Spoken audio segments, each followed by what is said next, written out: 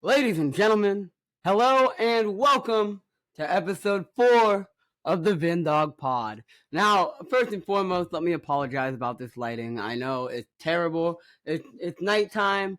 I didn't have any time to record this before I ended up golfing. So that didn't help.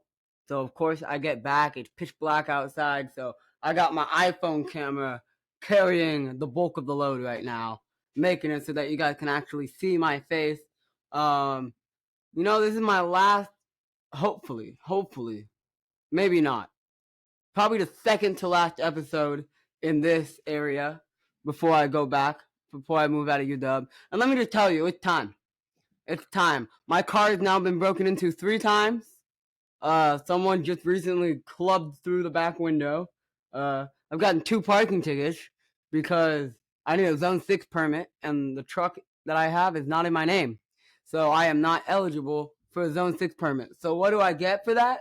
I get 2 parking tickets, um, just to park where I live, I can't park in my back lot because the truck takes up too much space, and I feel bad, and I don't want to, I don't want to intrude on anybody's space, if you will. Anyway, on today's episode, we are 15 days away.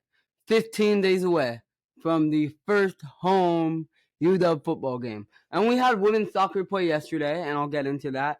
But, the season is coming in full swing, guys.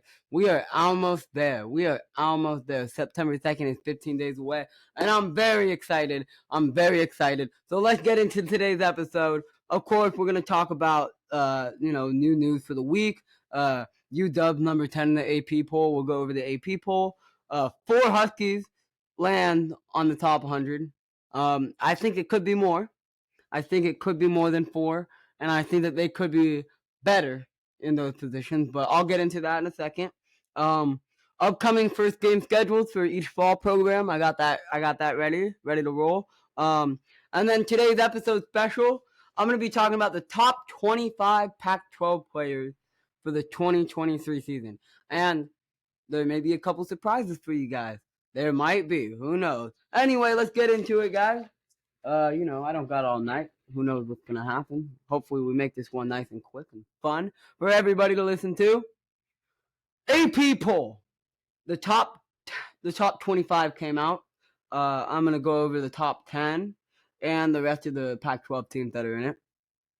AP poll. Now, this is Washington's 4th time in the 21st century being top 10 in the AP poll. It happened in 2004. It happened in 2017, 2018. And it happened here again in 2023. And I think there's no better place to be than number 10 because, that means that enough people are sleeping on you, but there's not too much hype with the team in play. You know what I mean? So I think it's a good number. I think it's the number we want to be at. Anyway, let's get into the top 10, 25, whatever, for the AP poll. At number 1 is Georgia. Shocker. Number 2, Michigan. Number 3, Ohio State. Number 4, Alabama. Number 5, LSU. Number 6, USC. Number 7, Penn State. Number 8, Florida State. Number 9, Clemson. Number 10, Washington. And then the final 3 Pac-12 teams to make the top 25. Number 14, Utah. Number 15, Oregon. And number 18, Oregon State.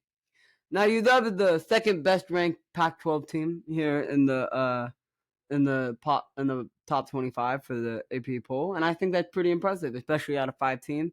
I do personally think that UW belongs at 8 in the AP poll. I think that they have every reason to be over Penn State and Florida State. I think that UW should be 8, Clemson should be 7, and then you can keep the top 6. I think the top 6 is very respectable. Maybe swap Bama and Ohio State, but that's probably the only insight that I really have to bring to that table. Let's talk about that college football top 100 that ESPN posted. There are 4 Huskies in that top 100. Michael Penix Jr. is at number 6. I think he should be number 4. I think there should be every reason that Penix should be over both Drake May and Harold Perkins. and I think he belongs at 4. I think 6 is a bit of a stretch. I mean, we're talking about a guy that led the FBS in passing yards last year.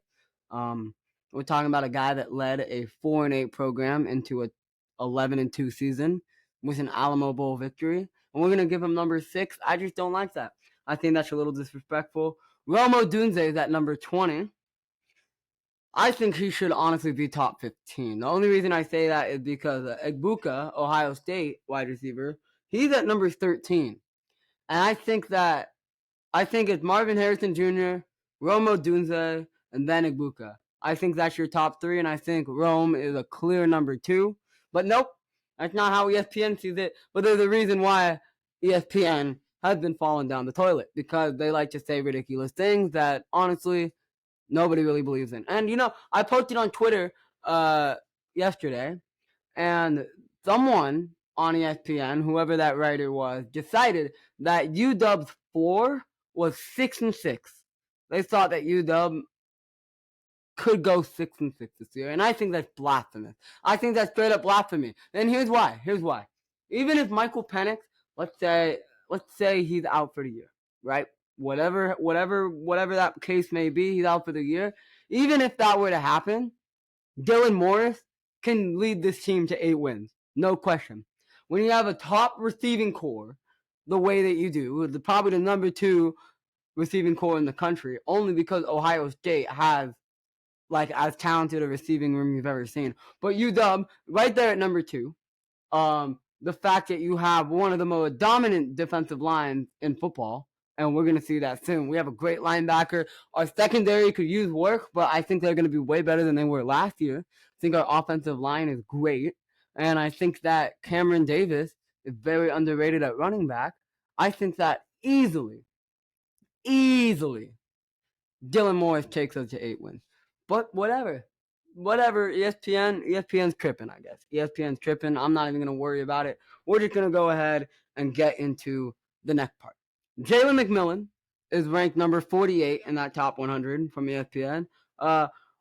He's below Jacob Cowing, and I think he's phenomenal. But really? I mean, Cowing's at 38, and we're going to put McMillan at 48. We think Jacob Cowing is that much better? I disagree. I straight up disagree. I think that if you're going to put Cowing above McMillan, at least put them neck and neck to each other on the top 100. Don't put McMillan 10 spots back, because that's ridiculous. The year McMillan had last year and what he has in store to improve next year, it's ridiculous to me. But whatever, I'm not an ESPN writer, so who knows. Braylon Trice is at 62. That's the most disrespectful part of this list, I think. Braylon Trice is a certified first-round pick next year. Full-on certified first-round pick. This guy was unbelievable last year. I don't know if this is true, but I think I saw something. He's top 3 in PFF grade as a defensive lineman last year. I mean, that's worth more than number 62 on the top 100 list, if you ask me. But what do I know? Not to mention, if you're going to talk about overall talent and what a dude is worth to a program, I feel like you'd rather have Braylon Trice over both Odunze and McMillan. So to have him ranked all the way down at 62 is pretty ridiculous to me. I don't think ESPN's been doing their homework. I don't think ESPN cares about anything other than the SEC and the Big Ten. And it just so happens that the Pac-12 has 5 teams in the top 20, right? 5 teams in the top 20. UCLA is a borderline top 30 team. So that's 6 teams in the top 30, but no respect. No respect to the Pac-12, and that's fine. That's totally fine. Anyway, let's keep going. More than 4 Huskies are going to finish in the top 100 this year, and I feel like I can guarantee that. For only 4 to be in the top 100, sure, it's preseason rankings, whatever. We don't know what could happen, but something tells me there's going to be more than 4 dogs that end up making that top 100 list at the end of the year. Let's get into the season opening games for the rest of UW Athletics, especially for the fall. Men's soccer, that season opener is on August 24th, August 18th right now, so that's 6 days away. They'll be playing against South Florida at Husky Stadium, so that'll be fun. That'll be very fun. I'm very excited for the soccer season to start. I think we underperformed last year in the postseason compared to how great our team was. So I'm very excited to see what we can do on that end. Women's soccer season opener was yesterday against Houston. I mentioned they tied 0-0. Not a bad start. I don't know if you guys are paying attention, but Houston decided to post something on Twitter about how the Pac-12 is dying or something. They're like, a big result against a Power 5 program for now or something like that. I'm like, Houston? Who cares about Houston, bro? Like, they have a great basketball team. Sorry, not football. But that's all. That's all. I know nothing else about Houston. I know they have a poverty NBA team, but they don't got anything else going on for them. So I feel like them talking smack on Twitter is a little rude. Okay? A 0-0 draw. You're going to talk smack on a 0-0 draw. Like, I hope you're proud of yourselves. Houston's women's soccer Twitter team. Unbelievable. Women's volleyball opens August 25th at UTEP. And then, of course, UTEP football, September 2nd, at the greatest setting in college football against Boise State. That is going to be fun. Anyway, let's get into the gist of the episode now. My VinDawg Pac12 top 25 player. I spent a lot of time figuring out exactly who should go where and where should go who, and I'm sure there's a lot for you guys to disagree with. But I don't care. Okay, this is my opinion, my thought, and honestly, just from what I've seen and like what I know, it feels like a good top 25 list. Like, I don't know how many people are gonna actually dispute with my top 25 list. Anyway, before I keep hyping myself up, let's just get into it. Top 25 Pac-12 players according to VinDawg. At number 25, ZTF, Zion Tupiola Fatui. Now, this is my guy. I love him. I've had a few conversations with him. He's just a very hilarious dude. But he's also a dog out there on the football field. Preseason All Pac-12, second team this year. And he had a down year last year. I think he's going to step it up. I think he's going to be even better. So, number 25, DTF. Number 24, Troy Franklin, wide receiver, Oregon. 900 yards and 9 touchdowns last year. He's about to go into this season as a clear deep threat. And when you have Bo Nix at quarterback, I mean, we saw what he can do. He knows how to deliver that football, and he knows how to strike it perfectly. So I think that having Troy Franklin as your number one is going to go a long way. I think he's going to break 1,000 yards this year, maybe even more than 10 touchdowns. I'm excited to see it. Number 23, Brennan Jackson, defensive lineman, Wazoo. He was all Pac-12 second team last year. He was very good. I feel like he's in line to have an even better year this year. So, I felt like he's probably going to have more of an impact than ZTF, most likely, given that, ZTF is the second guy in that D-line, and Brennan Jackson's going to be the first guy for Wazoo. He's going to be that main guy. So, I'll put him above him. I'll put him right there at 23. 22, Jackson Thurman. Now, I wanted to put him higher, but he plays for Cal, and Cal just is not looking that great this year. He's all Pac-12 first team, fourth team preseason All-American. He's going to be phenomenal. But like I said, he would be higher if Cal could field a better football team. And I think Cal's going to be fine this year. I do. But they're not going to be great. And I feel like when you're thinking about these rankings, you have to be next level, or you have to be on a great team to make it higher than that. Number 21, Brandon Dorless, defensive end out of Oregon. He was an all Pac-12 second team last year. I think he's also going to take a step up in 2023. So I'm excited to see how that goes. And Oregon needs somebody on defense to help them out. So I think that he is going to be in a position where he can kind of spearhead that defense, especially that defensive front seven. At number 20, we got Justin Dedish, I don't know, one of those two. Offensive lineman from USC. He's a PFF All-American third team. Started every game last year. I thought USC's line was very good, and I think he's kind of spearheaded that whole process. So I put him right there at 20. I think he's going to be very valuable to everything they do, especially protecting Caleb Williams in the pocket will be important. So Didish at number 20. At number 19, I got Troy Fautanu, offensive line, Washington. He had a really good year last year. He was Pac-12 first team. He's a preseason All-American fourth team. I think he's gonna have a massive role. I think the biggest thing is, and the reason I didn't put him higher than some other offensive linemen, is how much will UW be relying on their run game, right?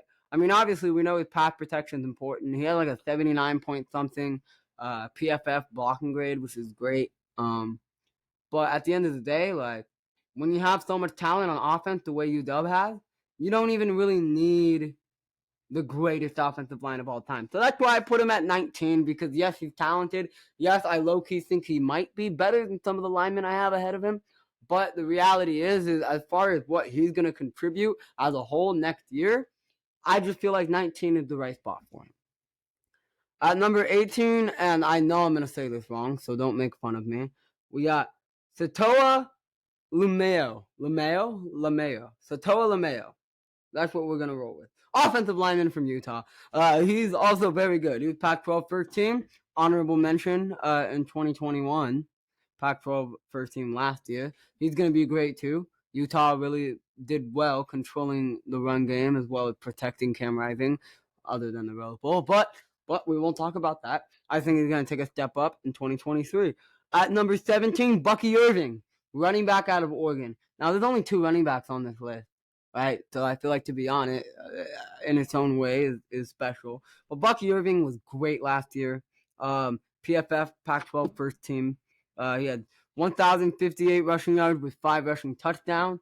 I think he can be even better than that. He is so agile and so good at juking in the open field that it's almost impossible to tackle him. So as long as you have that trait, you might as well just see what he can do the rest of the way. Him and Bo Nix are an unbelievable combination, and I'm pretty jealous to see that my despised rival has that combination.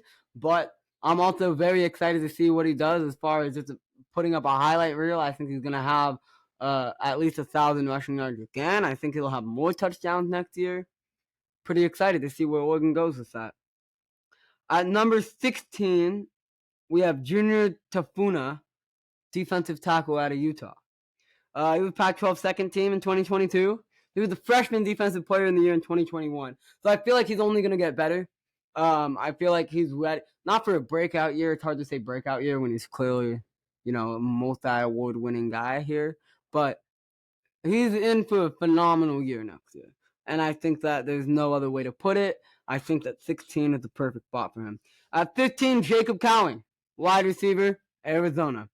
It's like I said earlier, I don't think he's better than McMillan. In fact, I don't even think he's better than a couple other receivers here in the Pac-12, but we'll get into that in a little bit. He had 85 receptions, 1,034 yards. He's a great player. He was 2023 Pac-12 second team, which is very impressive given the talent at that wide receiver room. But he played for Arizona. And it's really just a matter of if Delora can get him the ball enough again, where not only does he have a good season, but it actually helps Arizona win. I mean, sure, 1,000 yards is unbelievable. Like, I'm not trying to discredit that. But what good is 1,000 yards if your team goes nowhere, if you don't even make a bowl game, right? So I almost feel like the individual accolade of doing that is just not as important as someone who's doing slightly less than that on a Pac-12 championship team. Right? That's how I'm looking at it. At number 14, we have Travis Hunter, defensive back and wide receiver out of Colorado. Look, this guy is a 5-star, just unbelievable talent. Like, he's very good. The thing is, he's going from the FCS to the FBS. He's joining a Colorado team that is very clearly not going to be in a position to win more than 8 games. if they even make a bowl game. And I feel like this team is made up of so many people that are so focused on themselves, right? Like this is not a team. This is not like a team-friendly team, right? This is not a team that's doing whatever it takes to win. This is a bunch of guys who feel like they're better than everybody else. And I feel like Travis Hunter is one of those guys. And I think that selfish thinking is going to hold him back from having the best year that he could possibly have. I'm sure he's going to have a great year. But the reality is that this is his first year in the FBS. He's joining an absolutely loaded Pac-12, where the quarterback play is going to be better than you have ever seen it. I just don't think he's going to have that good of a season to justify putting him higher than 14.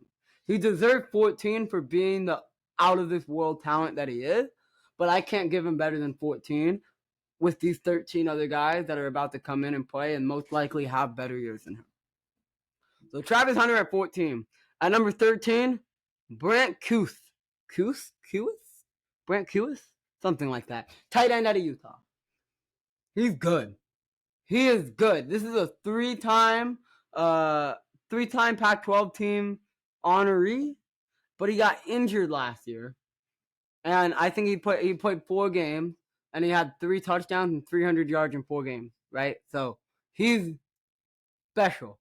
He's a very special player, and I feel like a lot of people are forgetting just how good he is because of that injury. But when you have Cam Rising, like, he's going to feed you the ball. He's going to feed you the ball. I think this guy is going to have the best year of all tight ends nationally. And I know that's a bold take, but he's really, he is that good. And if there's one thing that just drives me nuts about Utah, is that they are so good in those key position players that nobody else has that talent in those spots, right? Like the D-line for Utah, they have such great players. The safeties, the linebackers, the tight ends, those are key positions right there that can make or break. Everyone's got good receivers. Everyone's got good quarterbacks. But when you have think of like Travis Kelce in fantasy football, right? Is head over everybody else. That's how I feel about this situation. I feel like 13 is a good spot for him. I feel like he's going to have a great year. At number 12, Dorian Singer, wide receiver from USC. He was AP Pac-12 first team 2022. 66 receptions, 1,105 yards, 6 touchdowns. Phenomenal year. He now becomes the wide receiver 1 for Caleb Williams. I think he's going to be phenomenal. But at the same time, Caleb Williams is so good that it's gonna be 5 different guys that have crazy numbers. But I don't think that Singer is just gonna be out there getting everything. Like I don't think he's gonna have the year that he had last year. I think that maybe in other ways he will. Like maybe he'll get more touchdowns. But I don't think he's gonna get the volume that he had. I mean, I'm excited to see. It could go either way. I just know that Caleb Williams loves to throw that rock around to everybody, get everybody involved. So I feel like to just point out one specific receiver on that team and say that this is going to be the guy, I feel like that's not going to happen. So I've got Singer at 12. At 11, Kalen Bullock, safety out of USC. He's unbelievable. He's unbelievable. The only reason he's not in my top 10 is because my top 10 is very good, right? But Bullock, best defensive back in the Pac-12. I think that's undisputed. And I feel like if you want to try to make that argument with me, I'm more than happy to have that argument, but I don't see any way that he isn't the best defensive back in the Pac-12. He's a first team All-American, 5 interceptions last year, and he could do it again. He could do it again. So 11, Kalen Bullock. Now we go into the top 10 Pac-12 players according to VinDawg. At number 10, Damian Martinez, running back, Oregon State. Martinez was disgusting last year. Pac-12 first team, freshman All-American first team. He had 982 yards and 7 touchdowns. He's keeping his entire offensive line pretty much. He is going to have an unbelievable year next year, especially with the new quarterback, new stadium. Everything is lining up for Oregon State, and they have something to prove. They have something to prove because the reality is Oregon State is left in the dust right now. They're left in the dust. They're a part of the Pac-4. All right, they got something to prove. They got statements to make, and that's what they're about to do. And Damian Martinez is the spearhead of that next year when he goes for over 1,100 yards and he gets more than 10 touchdowns. And I'm calling it right there. Number 9, Talise Fuaga, offensive lineman, Oregon State. You know why? You want to know why Damian Martinez was so good last year? Because he had guys like Fuaga doing what he does in the trenches and just winning every block. I mean, Fuaga, PFF All-American honorable mention, PAC12 first team. He's only a junior. He's only a junior. Dude is young and dude is good. So he's going to take that step up. He's bigger. He's ready to go. And I'm very excited to watch that offensive line and to watch Damian Martinez, knowing that this guy is spearheading that offensive line. At number 8, Cam Rising, quarterback, Utah. I wish I could put him higher. I wanted to put him above Bo Nix so bad. But he did get hurt in the Rose Bowl. I mean, he's a Pac-12 honorable mention, which is phenomenal considering the Pac-12 quarterback. What else did he do? My guy Cam Rising, MVP of the Pac-12 championship. He had, 3,034 yards and 32 total touchdowns last year. And I think those numbers are just going to go up. I think he's in for his best season yet. Very excited to see what Cam Rising, number 8, does next year. Number 7, Jalen McMillan, wide receiver, Washington.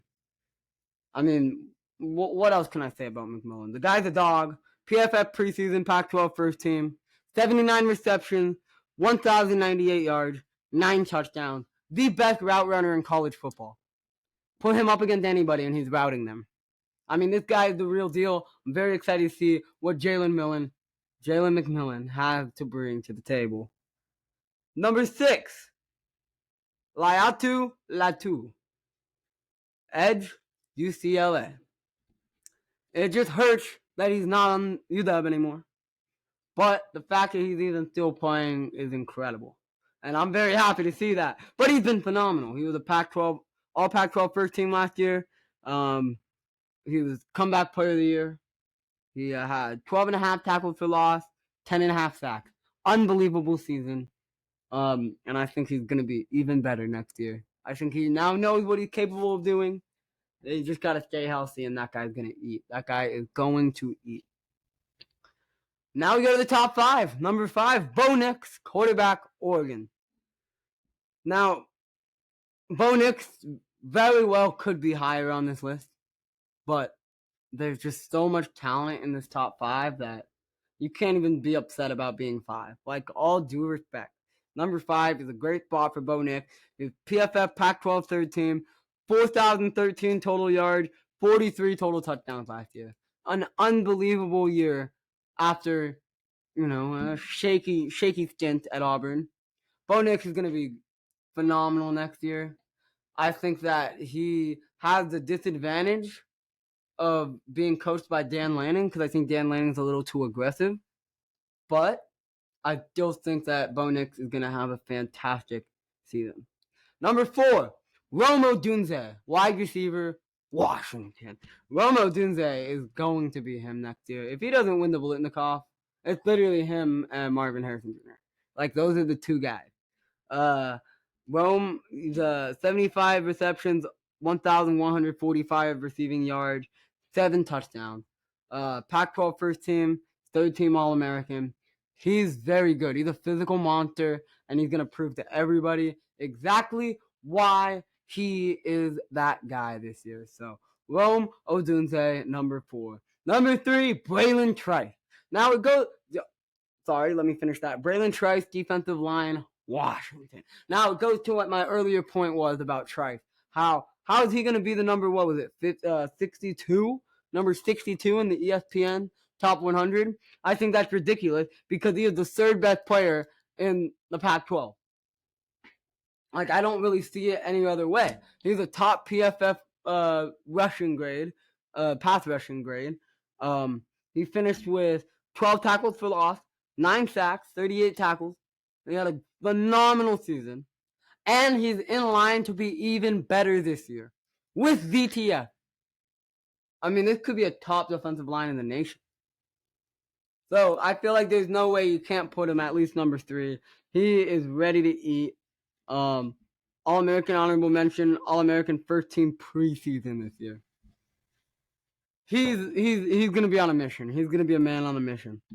Number 2, Michael Penix Jr., quarterback, Washington. Now, there's a lot of UW guys in this top 25 list, but that's because there's a lot of UW guys that deserve to be in it, if you ask me.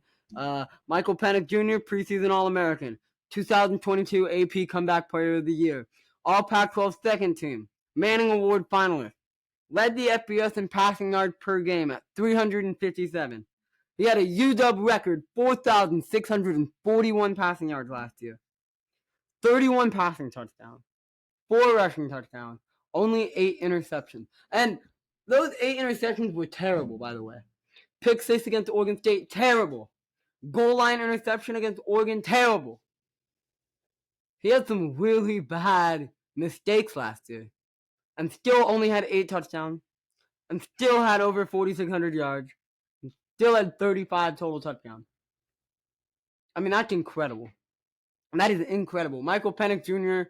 is on the Heisman watch, ladies and gentlemen, because this could be the year that UW goes and gets themselves a guy. Let me tell you. He stays healthy, the sky is the limit for the University of Washington. And at number 1 in my Pac-12 top 10, Caleb Williams, quarterback out of USC. I mean, the guy's a Heisman winner. People are already comparing him to Patrick Mahomes. Dude loves to just run an open field whenever he sees the space. Record-setting unanimous first-team All-American. 4,537 yards, 42 touchdowns, 382 rushing yards, 10 rushing touchdowns.